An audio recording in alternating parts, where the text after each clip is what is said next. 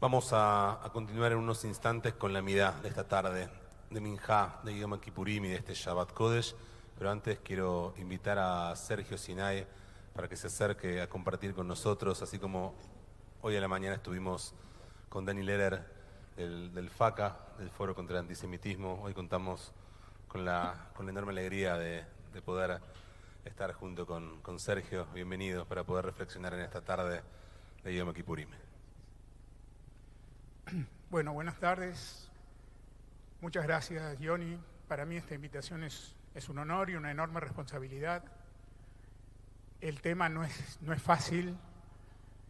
Me habían pedido, un titulito para las reflexiones que quería compartir con ustedes.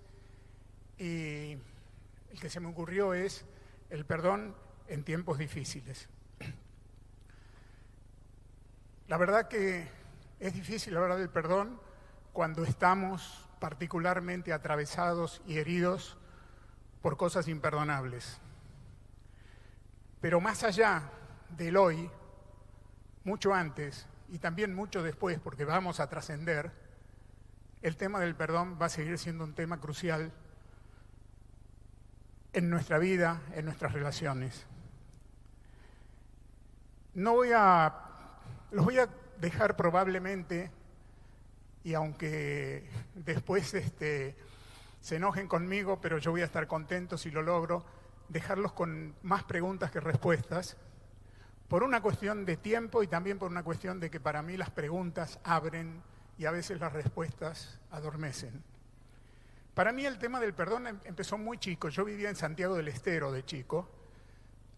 Acompañaba a mi papá al Shil, tenía un tío que era Hazen, y cuando tenía 9, 10 años, le pregunté, no sé cómo salió la conversación, pero le dije a mi papá si, ya que íbamos al Shil, Dios nos iba a perdonar. Y mi papá me dijo que en realidad la cuestión no era Dios, que Dios nos perdonara.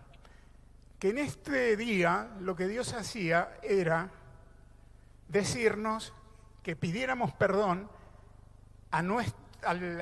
entre nosotros, que Él no era quien tenía que perdonarnos, o que en todo caso iríamos a Él una vez que las cuestiones por las cuales queríamos pedir perdón, o ser perdonados o perdonar, estuvieran zanjadas entre nosotros.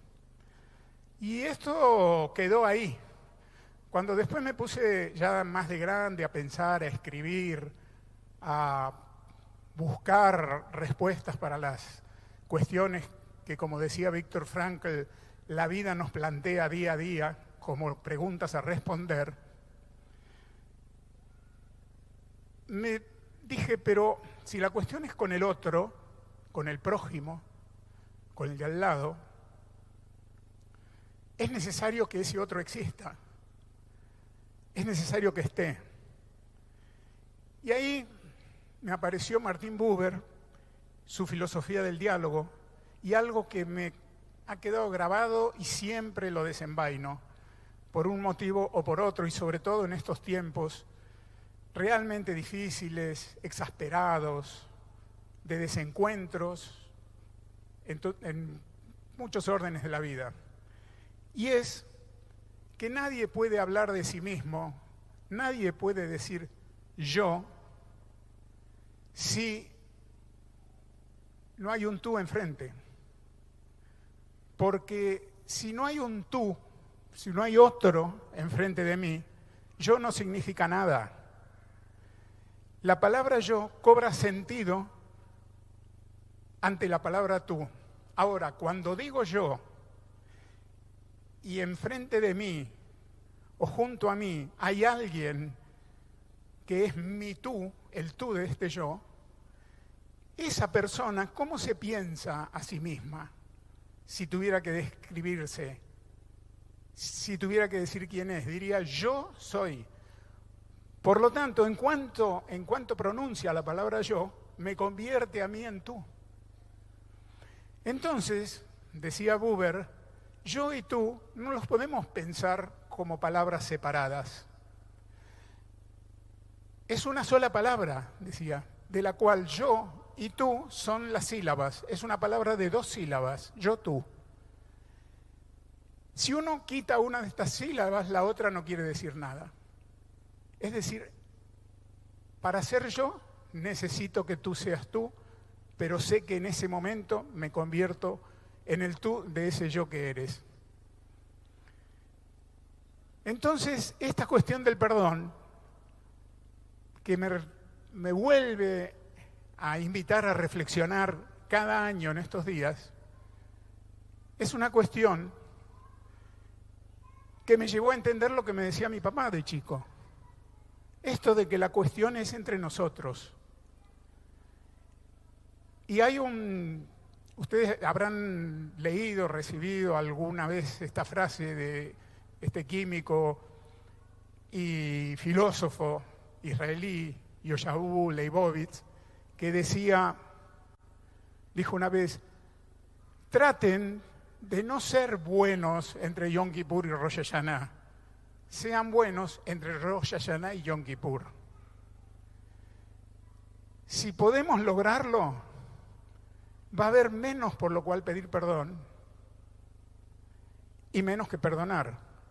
Y eso nos llevará seguramente cada vez más a relaciones donde la palabra yo-tú se escriba con grandes mayúsculas, sea cada vez más poderosa y sea cada vez más significativa. Estos son tiempos difíciles porque yo creció de una manera patológica en muchos aspectos y relaciones de la vida, hasta eliminar prácticamente al tú. Pero ocurre que si el yo elimina al tú, desaparece también. Entonces de esto se trata, porque la vida, en definitiva, no es el triunfo del más fuerte sobre el más débil. No sobrevive el más fuerte, sobreviven los que más cooperan. La vida es cooperación. Piensen en nuestros cuerpos. Imaginemos que el hígado, que mi hígado dice, ¿qué necesito yo del riñón? Nada. Mientras yo sea un hígado sano, mientras yo sea un hígado que cumple sus funciones a la perfección, que le pase lo que le pase al riñón. Es más, a veces me molesta un poco el riñón. Que le pase lo que le pase al cerebro, al corazón, a los pulmones. Pero ocurre que si ese hígado lo ponemos afuera de mi organismo, ya no es hígado. Es un pedazo de algo que podría ser alimento para gatos incluso. Entonces, ¿cuándo es lo que es? Cuando está instalado en ese organismo donde todos cooperan, cada uno es distinto, todos se necesitan, porque los otros órganos necesitan de él, pero él necesita de cada uno. Es curioso que en los tiempos de hoy, muchas veces, nosotros, como células de órganos que forman parte de un organismo mayor, que es más que la suma de las partes, nos olvidamos de esto, que es aquello por lo cual seguimos vivos. Entonces, me parece que en estos tiempos difíciles, en estos tiempos en que perdonarnos es reencontrarnos, reconocernos, es importante perdonarnos sabiendo que cada uno es un yo que necesita de un tú, frente a un tú que no es nada sin un yo, y que somos las dos cosas al mismo tiempo. Por supuesto, hay cosas imperdonables. Dije en el principio que nos ocurren cosas imperdonables. Y esta es una pregunta para la casa, tarea para el hogar. ¿Qué se hace con lo imperdonable? Porque como todo en la vida vive en una polaridad, donde para saber qué es el día tiene que existir la noche, para saber qué es la luz tiene que haber oscuridad, para saber lo que es el frío tiene que haber el calor, para conocer la profundidad del perdón, la necesidad del perdón, la trascendencia del perdón, también hay que reconocer que existe lo imperdonable. Y bueno, Tengo muchas más preguntas que me hago y que me gustaría compartir con ustedes, pero espero que se lleven ya algunas de esta breve reflexión en voz alta. Vuelvo a agradecer la posibilidad de haber estado aquí, de haberla hecho, de haber compartido con ustedes este tiempo, breve pero significativo. Y mirémonos con profundidad, reconozcámonos con todo el amor posible, sabiendo que el otro no es una copia de mí mismo, sino que es alguien en sí, y que yo no soy una copia de nadie, sino que soy alguien en mí, y respetémonos así, y actuemos así, para tener menos que perdonar y perdonarnos. Gracias.